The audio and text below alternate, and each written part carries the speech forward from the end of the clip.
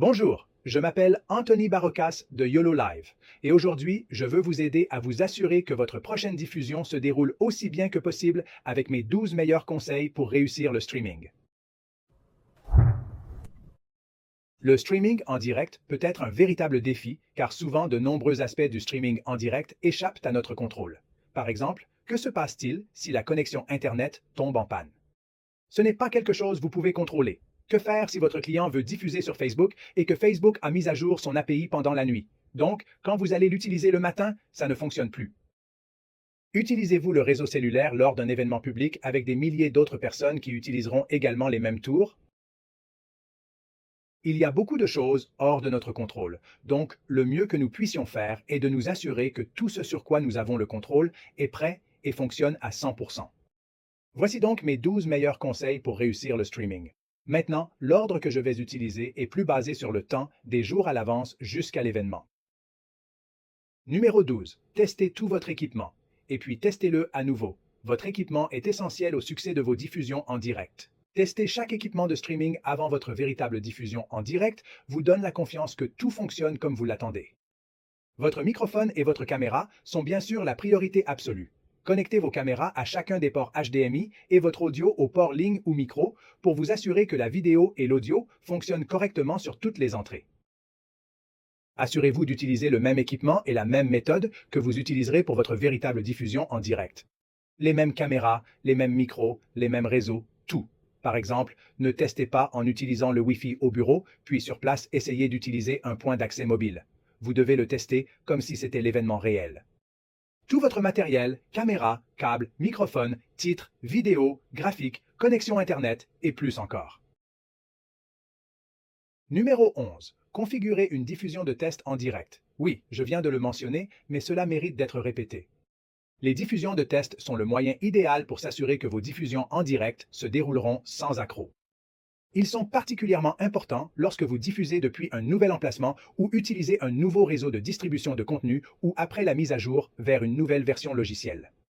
Ne vous contentez pas de vous connecter pendant quelques minutes et de dire que c'est bon. Laissez-le tourner pendant un moment. Lisez une vidéo en boucle. Vérifiez les flux vidéo depuis un autre ordinateur. Activez l'enregistrement. Ajoutez des graphiques. Faites le spectacle comme s'il était réel et mettez votre système à l'épreuve. Si vous avez l'opportunité de tester depuis l'emplacement réel en utilisant la méthode de connexion réelle que vous utiliserez pour le véritable spectacle, veuillez le faire. Tant de fois, le problème est que la connexion sur le site ne fonctionnait pas comme prévu, même si les tests étaient parfaits. Nous recommandons de réaliser une diffusion de test pendant 30 minutes pour tester la connexion Internet et s'assurer que chaque appareil fonctionne parfaitement.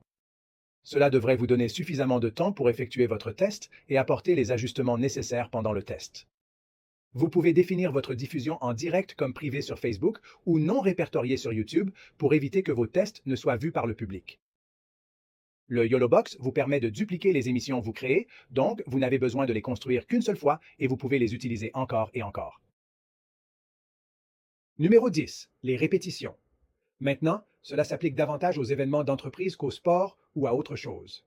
Mais si vous avez l'opportunité de répéter votre spectacle avec les personnes réelles et le contenu réel du spectacle, faites-le, s'il vous plaît. Tant de fois, nous commençons une répétition et après 20 minutes, nous découvrons que nous devons modifier notre configuration pour inclure une source supplémentaire ou que nous avons besoin d'un média supplémentaire que nous n'avons pas sous la main, ou nous constatons que l'ordinateur de quelqu'un a besoin d'une connexion Internet en direct pour lire la vidéo qui fonctionnait parfaitement au bureau, mais qui ne fonctionne pas maintenant. Vous ne découvrez les surprises qu'en essayant réellement de répéter le spectacle. Numéro 9. Les droits d'auteur. Si vous utilisez de la musique, sachez que Facebook, YouTube et d'autres réseaux de diffusion de contenu ou CDN, les ordinateurs scannent les flux. Facebook a coupé les diffusions au premier signe de musique protégé par des droits d'auteur. Oui, je sais que d'autres le font et s'en sortent d'une manière ou d'une autre. Mais il y a beaucoup de choses en cours. Peut-être qu'ils ont sécurisé l'accès via Facebook, mais je connais aussi des gens qui ont payé leur licence de performance ASCAP et BMI, et il n'y a tout simplement aucun moyen de notifier Facebook et YouTube. Donc, si vous utilisez du matériel protégé par des droits d'auteur dans votre diffusion, sachez que votre diffusion peut être coupée, mise en sourdine ou bloquée dans certaines régions si vous utilisez des réseaux de diffusion de contenu public. Une solution à cela est d'utiliser de la musique préautorisée. Facebook et YouTube fournissent tous deux du contenu pour les créateurs. Consultez-les et profitez de ces ressources gratuites. Il existe également des bibliothèques musicales spécialisées dans la musique autorisée. Pour toute musique dont vous pourriez avoir besoin dans le spectacle et qui pourrait poser problème au réseau de diffusion de contenu, voyez si vous pouvez trouver quelque chose de similaire dans les bibliothèques de musique préautorisées. Une autre solution consiste à payer pour l'utilisation d'un réseau de diffusion de contenu séparé comme YoloCast, qui peut être intégré dans un site web et regardé sans craindre que la diffusion soit interrompue à cause du contenu de la diffusion. Numéro 8. Chargez tout. Une autre chose qui est assez importante mais qui peut facilement être négligée est de s'assurer que tout est chargé. La dernière chose qu'il arrive est qu'un appareil tombe en panne. Votre microphone, une lumière, le YOLO Box. Même si vous anticipez que votre diffusion en direct sera courte, nous vous suggérons tout de même de charger complètement tous vos appareils avant de commencer. Si cela a une batterie, connectez-le au chargeur la veille. Et ensuite, assurez-vous également d'avoir quelques batteries supplémentaires. Batterie de caméra, un boîtier de batterie pour les micros sans fil, etc. Une autre bonne idée pour éviter une perte de puissance potentielle, surtout si vous ne pouvez pas brancher, est d'apporter une ou deux batteries externes avec vous. Cela vous permettra de rester concentré sur le spectacle sans être distrait par des problèmes pouvant faire tomber même la plus puissante des diffusions en direct. Numéro 7. Préparez vos médias. Utiliser une vidéo pour l'avant et l'après-spectacle est quelque chose que beaucoup de streamers font. Vous pouvez également utiliser une vidéo ou un PDF dans votre diffusion en direct. Des médias qui ont une bonne apparence et un bon son rendent votre diffusion plus professionnelle et le YOLO Box vous permet de précharger des vidéos en format PDF. N'oubliez pas d'ajouter vos vidéos ou PDF à votre carte SD ou clé USB avant votre spectacle. Assurez-vous que les niveaux audio de vos vidéos sont bons et comparez le niveau de vos microphones à celui de vos vidéos, car vous ne voulez pas que les gens aient à monter le volume de leur système pour les parties silencieuses seulement pour être assourdis par une vidéo très forte, et vice-versa. Vous ne voulez pas de microphone bruyant et ensuite une vidéo très silencieuse. Vous voulez qu'ils soient au même niveau.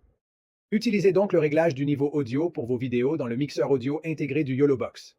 Faites cela avant le spectacle. N'oubliez pas que tous vos médias sont lus à partir de votre clé USB ou de votre carte SD.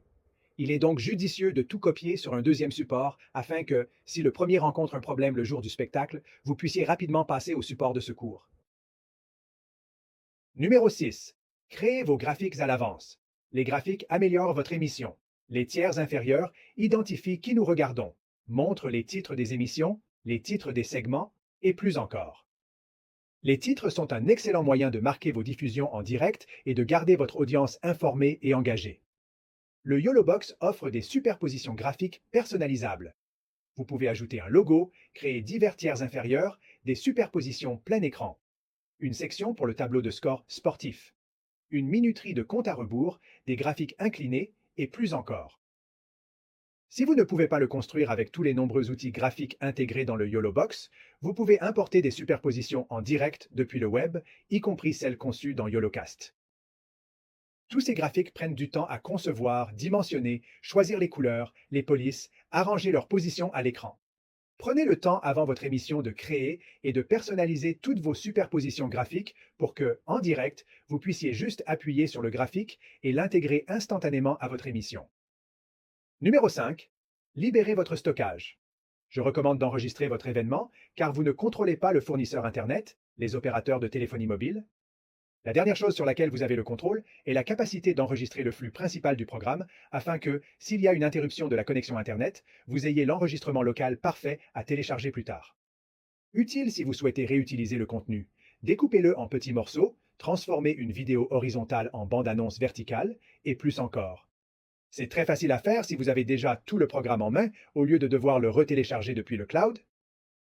Donc, que vous enregistriez sur une carte SD, une clé USB, un SSD ou autre, assurez-vous que les enregistrements précédents ont été sauvegardés et effacés de votre support et qu'il est suffisamment grand pour enregistrer tout ce dont vous avez besoin. Comment? Eh bien, c'est un calcul simple à connaître. Multipliez votre débit d'enregistrement par la durée de votre émission. N'oubliez pas de diviser votre débit de données par 8 car les flux sont mesurés en mégabits et le stockage est mesuré en octets. Il y a 8 bits dans un octet. Ayez également une sauvegarde, car si ce support décide de tomber en panne, vous aurez besoin d'un autre à portée de main pour pouvoir le remplacer. Numéro 4. Redémarrez tous vos appareils. Redémarrez tous vos appareils de diffusion en direct comme vos ordinateurs, tablettes, téléphones, hotspots, encodeurs avant les diffusions en direct peut aider vos appareils à mieux fonctionner. Cela efface la mémoire, le cache et souvent les préférences. Redémarrer un point d'accès peut le forcer à établir une nouvelle connexion avec une tour plus puissante au lieu de rester connecté à une tour plus faible située plus loin. Si vous n'avez pas redémarré votre routeur depuis un certain temps, vous devriez peut-être y penser, surtout si vous remarquez que votre vitesse Internet est plus lente que d'habitude. Les redémarrages de routeurs fonctionnent de manière similaire au redémarrage de vos appareils et peuvent aider à rendre votre connexion Internet plus stable et plus rapide. Parfois, il y a même une mise à jour que les appareils ont téléchargée, mais qui ne s'installera pas tant que vous n'aurez pas redémarré, alors assurez-vous de prévoir un peu de temps supplémentaire, car il pourrait falloir quelques minutes de plus pour que le logiciel se mette à jour. Numéro 3. Testez votre connexion Internet. Lorsque vous vous préparez à diffuser, faites un test de vitesse pour vous assurer que tout est conforme à vos attentes. Votre connexion Internet est la clé d'un flux en direct fluide et de qualité. Effectuer un test de vitesse avant un flux en direct vous permet de savoir à quel point votre connexion Internet est bonne en ce moment. Et si vous devez peut-être ajuster votre résolution ou votre débit de données pour vous adapter à quelque chose d'inattendu. Si vous utilisez un YOLOBOX, vous pouvez simplement exécuter le test de vitesse intégré. Le YOLOBOX prend en charge 3 connexions réseau, y compris le Wi-Fi, l'Ethernet et le cellulaire intégré. En général, la connexion filaire avec un câble Ethernet fournira une vitesse meilleure et plus constante. Pour une connexion Internet plus fiable, nous suggérons de combiner les réseaux disponibles pour une connexion Internet plus stable. Pour les utilisateurs de YOLOBOX Pro, vous pouvez actuellement utiliser une version bêta de la liaison cellulaire et Wi-Fi aux États-Unis qui est intégrée dans le YOLOBOX. Nous espérons améliorer cela et le rendre plus largement disponible à l'avenir. Alternativement, vous pouvez utiliser n'importe quel appareil de streaming externe comme un LiveView ou un Teradek vidéo pour le streaming vidéo agrégé. Numéro 2. Commencez tôt. Commencer votre diffusion tôt peut sembler étrange, mais cela aide vraiment à réussir la diffusion de nombreuses façons. Je commence généralement mes diffusions 15 minutes à l'avance. S'il y a un problème avec une connexion, ou la connectivité, ou si le RTMP manque un chiffre parce qu'il n'a pas été copié et collé correctement, tout doit être configuré à nouveau. Commencer tôt vous donne le temps de voir le problème, de le comprendre et de le résoudre avant l'heure de début réel de l'événement. Si vous cliquez sur démarrer le flux à la minute où votre émission est censée commencer et qu'il y a un problème, il n'y a pas de temps pour le résoudre.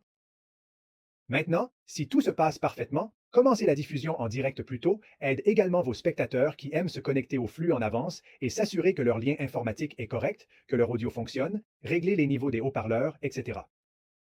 Lors de mes diffusions en direct, il arrive souvent que des personnes commencent à commenter tôt et je peux répondre avant que l'émission ne commence, ce qui aide à renforcer l'engagement. Même après la fin de l'événement, commencer tôt n'a pas d'inconvénient car les gens peuvent simplement déplacer le curseur de lecture à l'endroit où le spectacle commence réellement. De plus, vous pouvez utiliser les outils de découpe en ligne pour couper la partie avant le spectacle si vous le souhaitez. Numéro 1. Concentrez-vous sur les aspects positifs. Mon conseil numéro 1 pour réussir en streaming est de se concentrer sur ce qui va bien. Il est facile de se laisser submerger par les détails du streaming, les problèmes de réseau et de laisser un problème vous frustrer. Mais personne ne sait ce que l'émission était censée être à part vous. Il se peut qu'une caméra cesse de fonctionner, qu'un fichier vidéo ne se lise pas, qu'un invité ne se soit pas présenté, ou que vous ayez dû modifier vos paramètres de diffusion en raison de problèmes de bande passante, comme passer de 1080 à 720p pour assurer la diffusion. Le public regardera ce que vous fournissez et appréciera très probablement le contenu sans se rendre compte qu'il y a eu un problème. Et c'est vraiment l'objectif, d'avoir des spectateurs heureux. Et en vous concentrant sur ce qui va bien, vous pouvez offrir une excellente émission à vos spectateurs, même lorsqu'il y a des problèmes dont ils ne savent rien. Voici mes 12 meilleurs conseils pour réussir en streaming. J'ai collecté ces conseils en faisant des diffusions en direct pour la télévision, le web, les entreprises et plus encore. Vous avez probablement vos propres pratiques régulières pour vous assurer que tout se passe bien. Mettez-les dans les commentaires. J'espère que quelques-uns de mes conseils pourront être ajoutés à votre liste pour rendre vos émissions encore meilleures. Je m'appelle Anthony Barocas pour YOLO Live. Merci de regarder.